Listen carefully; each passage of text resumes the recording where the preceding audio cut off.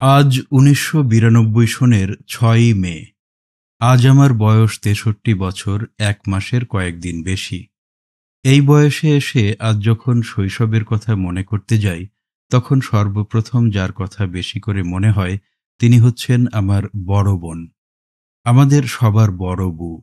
বড় বউ ছিলেন আমার বাপজানের প্রথম সন্তান। আগেই বলেছি যে বড় বউ আমার সহোদর বোন ছিলেন না, তিনি আমার মেজ বউ খোদেজা বুনি মতিনের মা ও নুরি বুনি লতিফের মা ছিলেন আমার বৈমাত্রেয় বোন, অর্থাৎ আমার পিতার প্রথমা স্ত্রীর সন্তান। আর আমি হামিদা বুনি গোলাপের মা, সাত্তার এবং ফেলি মানিকের মা। আমরা হচ্ছি আমার মায়ের অর্থাৎ আমার পিতার দ্বিতীয় পক্ষের সন্তান। বড়বুর বিয়ে হয়েছিল গ্রামেরই সেই সময়ের গ্রাম্য প্রধান জেন্দার প্রামাণিক সাহেবের মেজ ছেলে নঈম উদ্দিনের, নঈম পাগলার সঙ্গে। লোকে যে কেন তাকে নঈম পাগলা বলতো তার সঠিক কারণ আমি জানি না। তবে আমার যতদূর মনে হয়, গ্রামের প্রধানের ছেলে, বিশেষ করে মেজ ছেলে হওয়ার কারণে স্বভাব চরিত্রে সে বেশ উচ্ছৃঙ্খল তথা পাগলাটেই ছিল। তখনকার দিনে আমরা মুরব্বিদের মুখে শুনতাম যে বাপের মেজ ছেলে নাকি একটু পাজিই হয়। যা হোক, সেই পাগলাটে স্বভাবের জন্যই সম্ভবত লোকে তাকে নঈম পাগলা বলতো। সে যে সত্যি ওরকম ছিল তার বাস্তব প্রমাণও আছে। আমার বোনের সঙ্গে বিয়ে হওয়ার আগ থেকেই সে নাকি মদ্যপ ও বেশ্যাসক্ত ছিল। তখনকার দিনে এ দুটো গুণকেই নাকি আভিজাত্যের লক্ষণ বলে মনে করা হতো।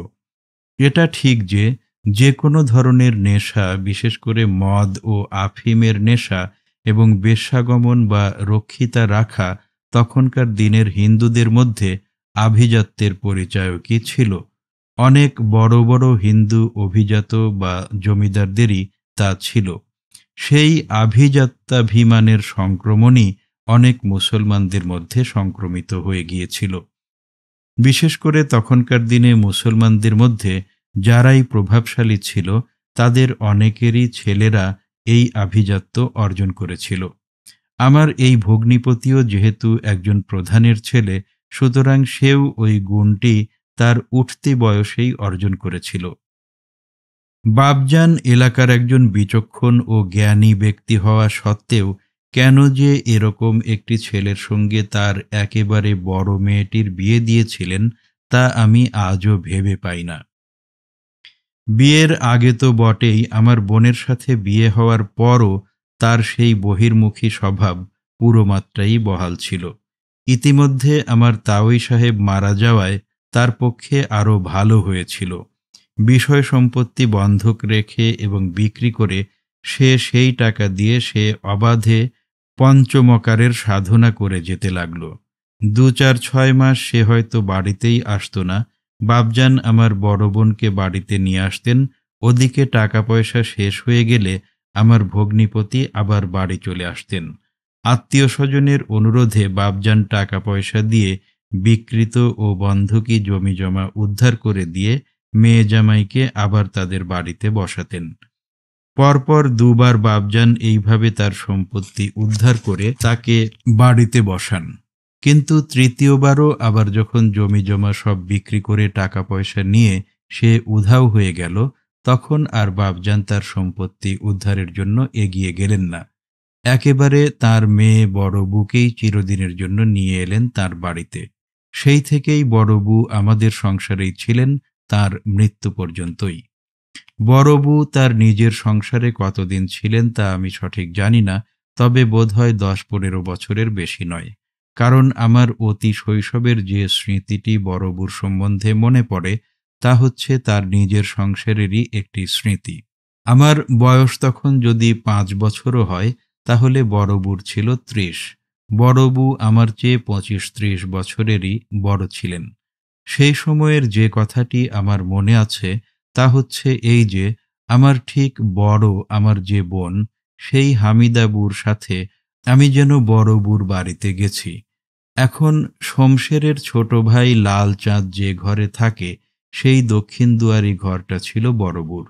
বড় বউ সে ঘরের মাচার উপর থেকে দুটো নারকেল এনে আমাদের হাতে দিলেন এবং আরও কি কি যেন 2-4টে জিনিস নিয়ে কাপড় চোপড় পরে আমাদের সাথে বের হয়ে এলেন ঘর থেকে, তা আমার বেশ মনে আছে।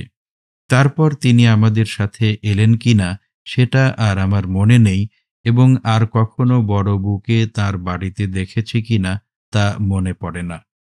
তারপর থেকে বড় বউর যে স্মৃতিই আমার মনে পড়ে সেটাই আমাদের বাড়ির সঙ্গে জড়িত। সুতরাং আমার মনে হয় যে সেই দিনই বড় বউ চিরতরে তাঁর স্বামীর বাড়ি ছেড়ে আমাদের বাড়িতে উঠে এলেন, এবং আর কখনো তিনি স্বামীর বাড়িতে যাননি। শৈশব স্মৃতিতে বড় বউর কথা বেশি করে মনে পড়ার কারণ তার অতিরিক্ত আদর, যার কারণ সম্ভবত স্বাভাবিক সন্তান বাৎসল্য। আমার যখন জন্ম হয় তখন বড় বউর বয়স সম্ভবত 25-30 বছর, এবং তার বিবাহিত জীবনও 10-15 বছরের কম নয়, যদি 15 বছর বয়সেও তার বিয়ে হয়ে থাকে। অথচ এই এত বছরের মধ্যেও তার কোনো সন্তানাদি হয়নি, এমন আশাও ছিল না যে ভবিষ্যতেও তার কোনো সন্তানাদি আর হবে। কারণ আমার জন্মের 4-5 বছর পরে আমার বড় ভগ্নিপতির সিফিলিস বা গর্মি রোগ হয়ে শরীরের বিভিন্ন স্থানে পচে ঘা হয়ে গিয়েছিল। সে তখন আমাদের বাড়িতেই চলে এসেছে তার পৈতৃক বাড়ি ছেড়ে। সিফিলিস হওয়ার পর থেকেই লোকে আরও ধারণা করেছিল যে তার সন্তান জন্মদান ক্ষমতাই আর নাই। বাস্তবেও যে তাই হয়েছিল তা তাদের আমৃত্যু নিঃসন্তান থাকা থেকেই প্রমাণিত হয়।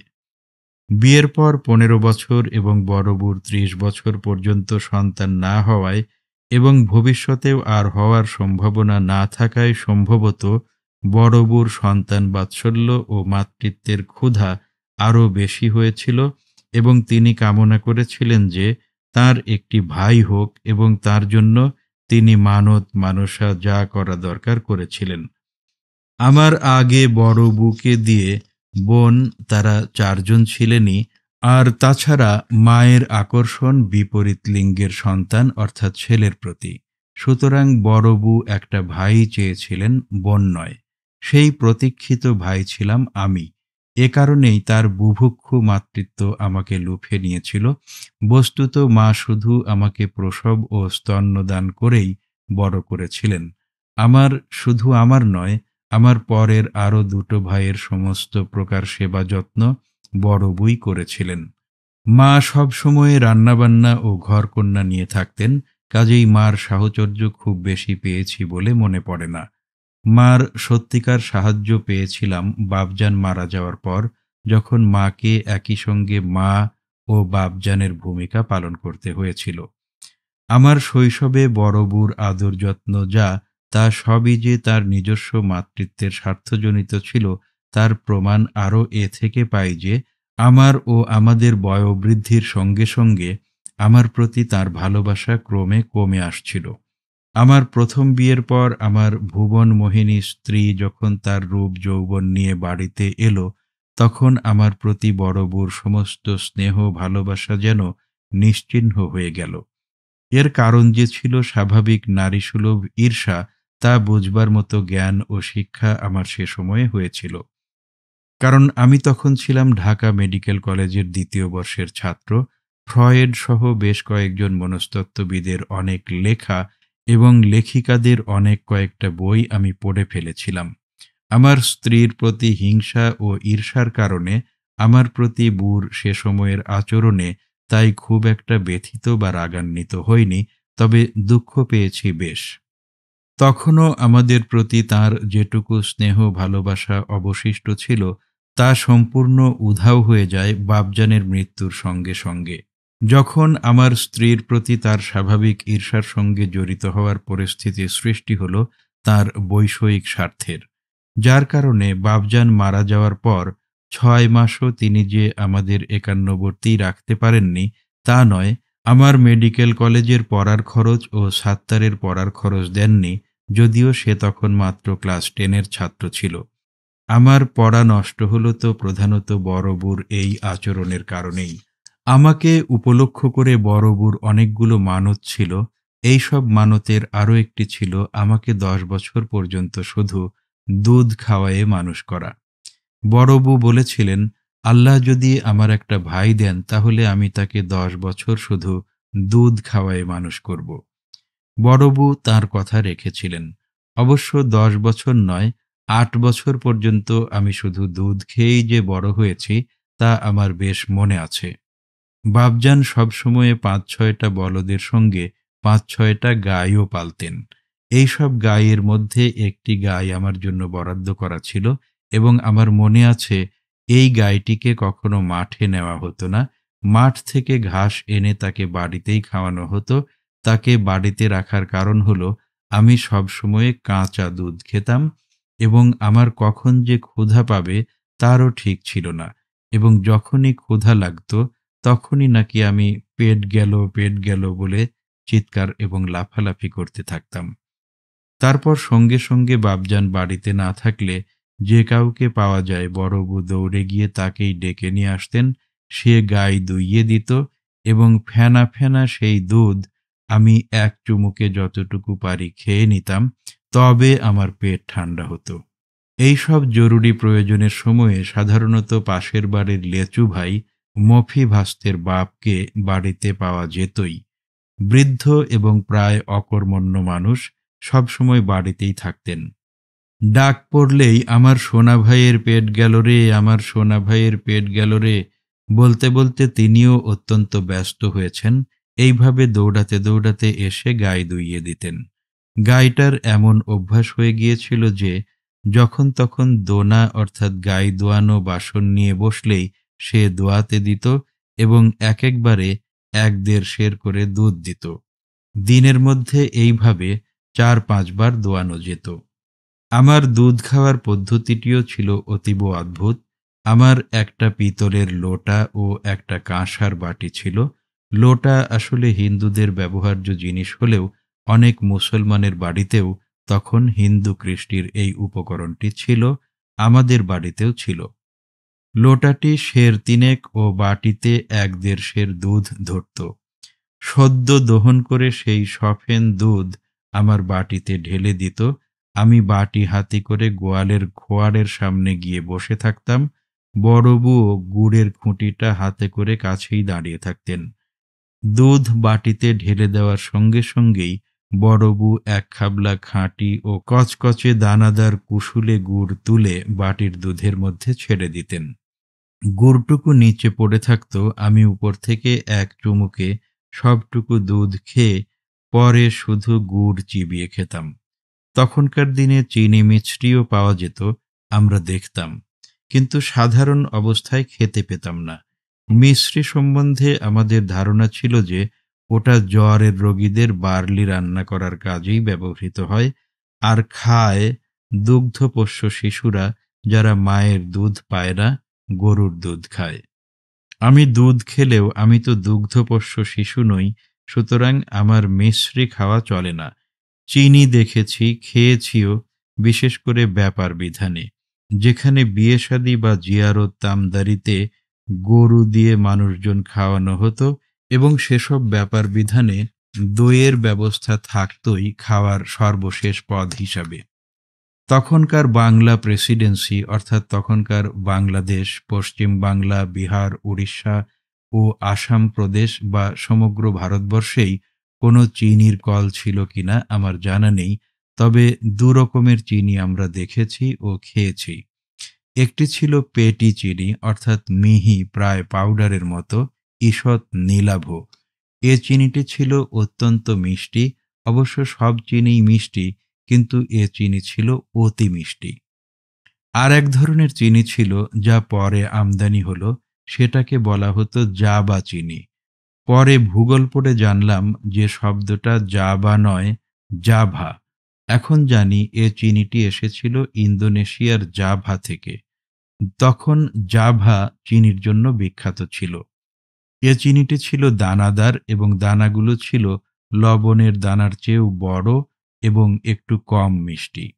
এ চিনি পেটি চিনির মতো জিহ্বার উপরে দিলেই গলে যেত না, এর দানাকে চিবিয়ে খেতে হতো।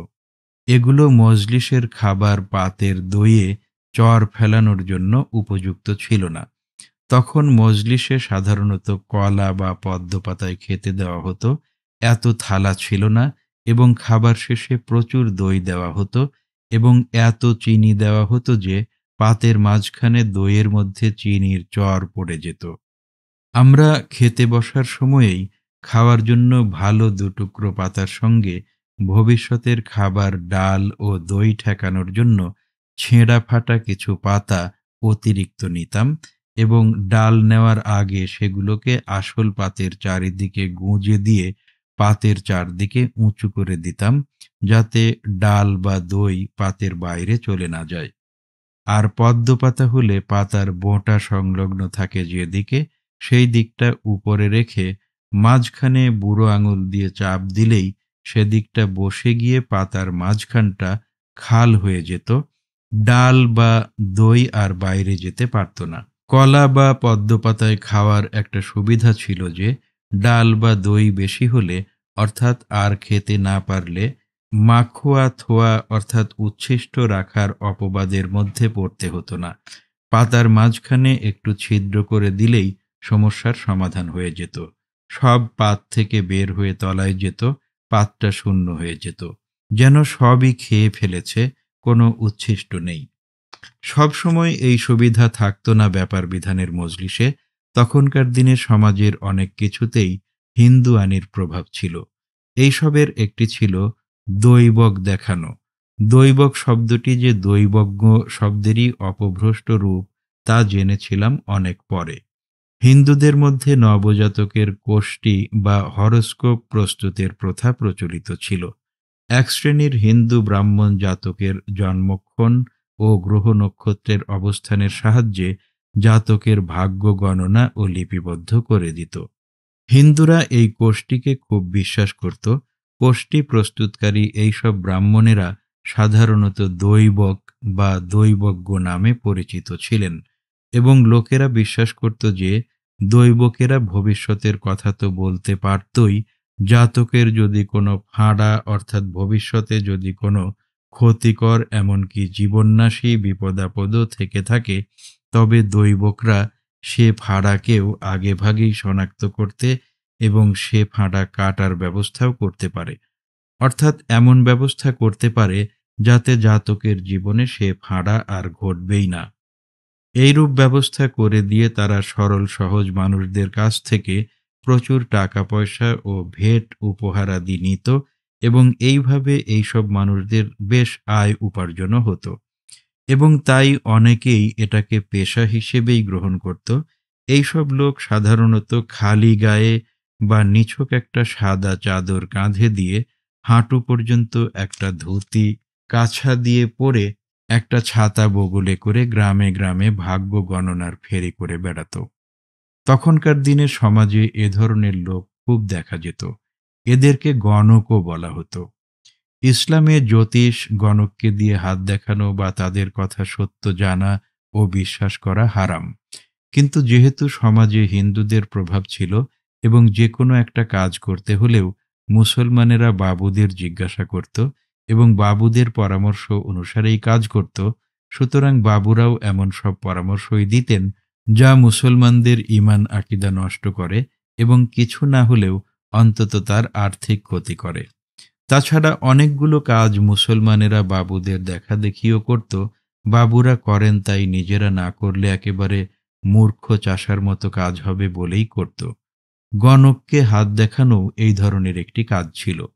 আমার বাপজান ইমানদার পরহেজগার মানুষ ছিলেন বিধায় তিনি এসবে বিশ্বাসও করতেন না কিংবা তা করতেনও না। বড় বুও নামাজ কালাম পড়তেন, তবে নারী এবং মাতৃসুলভ দুর্বলতার কারণে তিনি একবার এক গণককে দিয়ে আমার ভাগ্য গণনা করেছিলেন। গণক আর কি কি বলেছিল বা কি কি ফাঁড়া নির্দেশ করে তা কাটানোর জন্য কত টাকা বা কত চাল ডাল সিদে স্বরূপ নিয়েছিল, আজ এতদিন পরে তা আর আমার মনে নেই। তবে গণক যে আমার আয়ু 70 বছর বলেছিল তা আমার বেশ মনে আছে। গণক বুকে বলেছিল, তোমার ভাইয়ের ভাগ্য খুব ভালো, আমার মতোই 70 বছর বয়স হবে, অনেক বড় বিদ্বান হবে, খুব বড়লোক হবে। কিন্তু এই কিন্তুটাই আসল, এবং এই কিন্তুই হচ্ছে গণক ঠাকুরদের উপার্জনের হাতিয়ার। মুসলমান হিসেবে তকদিরে বিশ্বাস করি এবং কুরআন হাদিস থেকে জেনেছি যে আল্লাহ তাআলা প্রত্যেককে হায়াত, মওত, রিজিক, দৌলত এর এক নির্দিষ্ট তকদির দিয়ে দুনিয়ায় পাঠিয়েছেন। প্রত্যেকের জীবনেই এই তকদিরের প্রকাশ ঘটবেই এবং সেই তকদিরে কি আছে তা একমাত্র আলেমুল গায়েব আল্লাহ তাআলা ছাড়া আর কেউই জানে না। তখনকার দিনে হিন্দুরা যে কত সূক্ষ্মভাবে মুসলমানদের ঈমান নষ্ট করত, এই দৈবক বা গণনা প্রথা তার একটা বড় প্রমাণ।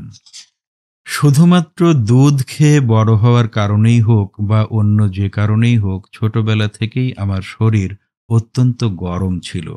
শীতে আমাকে মোটেই কাবু করতে পারেনি। ভীষণ শীতের রাত্রেও আমি খালি গায়েই থাকতাম। অবশ্য ঘুমিয়ে গেলে মা নাকি গায়ে লেপ দিয়ে দিতেন, কিন্তু তাও নাকি আমি বড় একটা গায়ে রাখতাম না। ক্লাস 8 পর্যন্ত মার কাছেই শুয়েছি মনে আছে। তারপর থেকে অবশ্য বড় ঘরেই আমাদের দু ভাইয়ের, আমার ও আমার ছোট, আমার যে ভাই আফসার, যে তার নবম শ্রেণীতে পড়ার সময় 1947 সালের 4 এপ্রিল মাসে পার্সিনাস ম্যালেরিয়ায় মাত্র 3 দিনের জ্বরে মারা যায়, তার বিছানা পৃথক চৌকিতে হয়ে যায়। আমার ছোট ভাই আব্দুস সাত্তার বাপজানের কাছেই থাকত, পৃথক চৌকিতে। অবশ্য ওই বড় ঘরেই। ক্লাস 8 পর্যন্ত মেঝেতেই মার কাছেই শুয়েছি। শরীর গরম বলে আমি বিছানায় থাকতাম না, ঠান্ডা মাটিতে মেঝের উপর থাকতাম। এটা ওই সময়ের কথা কি, আজ 1992 সনের 11ই মে আমি এই বছর 5 আগেও গরমের দিনে খালি চৌকির উপর একটা বালিশ মাথায় দিয়ে থাকতাম। শীতের দিনে অবশ্য একটা পাটির উপর শুধু একখানা কাঁথা বিছিয়ে নিতাম। খাট এবং তোশক এসেছে এই মাত্র বছর 5 হলো, তাও আমার গরজে নয়, ছেলেদের গরজে। এখন নাকি খাট তোশক ছাড়া ভালো দেখায় না। তবে এই নরম বিছানায় শোয়ার একটা কুফল আমি লক্ষ্য করছি, এতে সম্ভবত বাত ব্যাধি হয়। অবশ্য আমার বয়সের কারণেও এটা হয়ে থাকতে পারে। তবে যতদিন শক্ত বিছানায় শুতাম, ততদিন আমার গা হাত পার ব্যথা অর্থাৎ বাত ব্যাধি ছিল না। এ থেকে আমার বিশ্বাস হয় যে শক্ত বিছানা অপেক্ষা নরম বিছানা শরীরের পক্ষে ক্ষতিকর। যা হোক, শরীর যে সব সময় আমার গরমই ছিল তা আমার বেশ ভালোই মনে আছে। সব সময়ে মাটিতেই শুয়ে থাকতাম বলে গায়ে আমার সব সময়ে মাটি মাখানোই থাকতো, যার জন্যে আমাকে 3 বেলাই ধোয়াতে অর্থাৎ গোসল করাতে হতো। তবে এতে কখনো সর্দি হয়েছে বা ঠান্ডা লেগেছে বলে আমার মনে পড়ে না। বৃষ্টি বাদলের দিনে আমার খুব মজা হতো। আজও আমি স্পষ্টই চোখের সামনে দেখতে পাই যে খুব বৃষ্টি হচ্ছে বর্ষার দিনে বা অন্য সময়ে, আর আমি বড় ঘরের অর্থাৎ আমাদের দক্ষিণ দুয়ারি ঘরের সামনে উঠানে বৃষ্টির কাঁদার মধ্যে খুশিতে গড়াগড়ি যাচ্ছি, আর ঘরের বারান্দায় বসে বাপজান, বড় বউ, মা ও হাইলা চাকরেরা আমাকে পাগলা মোষ, পাগলা মোষ বলে সেটা হেসে হেসে উপভোগ করছে। এভাবে কিছুক্ষণ চলতো, তারপর বড় বউ আমাকে ধোয়ায়ে মোছায়ে ঘরে তুলতেন। বৃষ্টির সময়ে বৃষ্টির কাঁদার মধ্যে খেলতাম ও গড়াগড়ি করতাম এবং সব সময়ে মাটির মধ্যে থাকতাম বলে বড় বউ এবং সেই সাথে অন্যান্যরাও আমাকে আদর করে পাগলা মোষ বলে ডাকত। পাগলা মোষ বলায় আমি খুব খুশি হতাম এবং মান ভাঙানোর জন্য বা গোসা ভাঙানোর জন্য এই পাগলা মোষ ডাকটা খুব অব্যর্থ ছিল। এমন অনেক সময় হয়েছে যে রাগ করে বা গোসা করে দুধ খাচ্ছি না বা ভাত খাচ্ছি না, বড় বউ তখন দুধের বাটি বা ভাতের থালা হাতে করে আমি যেখানে উঠানে শুয়ে আছি তা থেকে একটু দূরে পিঁড়ি পেতে বাটি বা থালা বাড়িয়ে ধরে বসতেন এবং দু চোখ বন্ধ করে, অবশ্যই সত্যিকার ভাবেই যে নয়, ভান করে, তা এখন বুঝি, ডাকতেন, আমার পাগলা মোষ এসেছে না, আমার পাগলা মোষ উঠেছে না। চোখ বুজে থাকতে থাকতে আমার কানা হয়ে গেল, এই উঠেছে, এই এসেছে, ইত্যাদি। সত্যিই আমি উঠতাম এবং হামাগুড়ি দিয়ে দিয়ে চট করে এসে দুধের বাটিতে চুমুক দিতাম অথবা বাড়িয়ে ধরা ভাতের দলাটা বড় বউর হাত থেকে নিয়ে নিতাম। বড় বউ চোখ খুলতেন আর কানা হওয়ার মতো হওয়া চোখ আবার ভালো হতো এবং আমার খাওয়াও হয়ে যেত, বড় বউ বাঁচতেন। আগেই বলেছি যে আমি যে আমার ৮ বছর বয়স পর্যন্ত দুধই খেয়েছি তা আমার বেশ মনে আছে। কারণ আমার ভাত খাওয়া শেখার দৃশ্যটি আজও আমার চোখে ভাসে। আমি যেবার বেড়া এমই মিডল ইংলিশ স্কুলের ৩য় শ্রেণীতে ভর্তি হই, আমি আগেই বলেছি যে তখন স্কুলগুলি ছিল সব ইংলিশ স্কুল। সেবার পর্যন্ত দুধই ছিল আমার প্রধান খাদ্য। সকালে, দুপুরে এবং রাতে ৩ বার পুরা মাত্রায় দুধ খেতাম আমার সেই বিশেষ পদ্ধতিতে। তখন অবশ্য কাঁচা না খেয়ে জাল দেওয়া দুধই খেতাম। এরই মাঝে মধ্যে সাধারণত বিকালে বড়বু আমাকে ২-৪টে ভাত মেখে খাওয়াতেন। ঝাল বা ঝোল দিয়ে নয়, শুধু লবণ দিয়ে ৪টে ভাত মেখে নিয়ে বড়বু উঠানের মধ্যে পিঁড়ি পেতে বসতেন। কখনো কখনো ১ টুকরা ধোয়া ইলিশ মাছ থাকত। অনেক আদর করে বড়বু একদলা ভাত মুখে দিতেন। আমি সেই ভাত মুখে নিয়ে উঠানের পূব দিক দিয়ে কাছারি ঘরের কাছ দিয়ে বাড়ির উত্তরের হালটে চলে যেতাম এক দৌড়ে। তারপর হালট দিয়ে পশ্চিম দিকে গিয়ে ঘুরে হাবি ভাস্তেদের গোয়ালঘরের পিছন দিয়ে ঘুরে আবার উঠানে চলে আসতাম। ততক্ষণে আমার মুখের ভাত শেষ হয়ে যেত। বড়বু আরও একদলা ভাত আমার মুখে দিয়ে দিতেন। সে দলা নিয়ে আমি আবার দৌড় দিতাম। এইভাবে আমি ভাত খাওয়া শিখি। ওই বছর পর্যন্তও যে আমার প্রধান খাদ্য দুধই ছিল, তার আরও একটা প্রমাণও আমার মনে আছে। জগন্নাথপুর ছিল আমার ফুপুর বাড়ি। ফুপু বিধবা ছিলেন, তাই বাপজান মাঝে মধ্যেই ফুপুকে দেখতে যেতেন। শুকনার দিনে তিনি যখন যেতেন, তখন তিনি আমাদের সাথে নিতেন না। আমরা অত দূর হাঁটতে পারব না। তবে বর্ষার দিনে তিনি যখন নৌকা নিয়ে যেতেন, তখন আমরা ৩ ভাই বোন, আমি, হামিদা বুনি ও আমার ছোট আফসার তার সাথে যেতাম। এবং এই সময়ে আমি যে আমার সেই ঘটিটা ভরে দুধ নিয়ে যেতাম সারাদিনের খাওয়ার জন্যে, তা আমার বেশ ভালো মনে আছে। সন্ধ্যার আগেই আমরা আবার বাড়ি ফিরে আসতাম। এছাড়া বর্ষার দিনে বাপজান কুঁচ দিয়ে মাছ মারতে যেতেন সারাদিন ওমানের জন্য। আমি সাথী হতাম। সঙ্গে থাকতো সারাদিনের খাদ্য, আমার সেই ঘটি ভরা দুধ, আমার একটা ছোট ছাতা। ভাদ্র মাসের এ মাছ ভাদ্র মাসেই মারা হয়। তীব্র রোদের মধ্যে সারাদিন বাপজানের সাথে মাছ মেরে সন্ধ্যার আগে বাড়ি ফিরতাম। দূরে কোথাও গেলে ফিরতে রাতও হতো। প্রখর রোদের মধ্যে নীরব নিস্তব্ধ প্রকৃতিতে কোথাও একটুও বাতাস নেই, এমন অবস্থায় মাছের সন্ধানে ধানের মধ্যে দিয়ে নৌকা নিয়ে এ মাঠ সে মাঠ বেড়ানো, কোথায় একটা ধান গাছ মাছের খাওয়ায় নড়ে ওঠে, সেই দিকে এক দৃষ্টে তাকিয়ে থাকা যে কত ধৈর্যের, এবং একসময় একটা বড় নওলা বা ছোটখাটো একটা রুই মাছ কুঁচে গেঁথে তোলা যে কত আনন্দের, তা এ মাছ যে না মেরেছে সে কখনো কল্পনাও করতে পারবে না। বাপজানের সাথে থেকে থেকে এ মাছ মারাটা শিখেছিলাম এবং জীবনে এভাবে অনেক মাছই মেরেছি, বড় ছোট সব। যা হোক, এইভাবে দুধ নিয়ে ফুপুর বাড়ি যাওয়া বা মাছ মারতে যাওয়ার কথা আমার খুব ভালো মনে আছে, এবং তখন আমার বয়স ৭ বছরের কম নয়। তার পরের বছরই, যেমন আগেই আমি বলেছি, আমি বেড়া এমই স্কুলের ৩য় শ্রেণীতে ভর্তি হই, এবং যেহেতু তখন বাড়ির স্কুলের মতো যখন তখন এসে দুধ খেয়ে যাওয়া যেত না, কারণ স্কুলে যেতে হতো সারাদিনের জন্য, তাই তখন বাধ্য হয়েই আমাকে ভাত খাওয়া শিখতে হলো এবং দুধ ছেড়ে ভাত ধরলাম। দুধ খেতাম শুধু দুধ ভাত হিসেবে, অন্য সব তরিতরকারি দিয়ে ভাত খাওয়ার পর।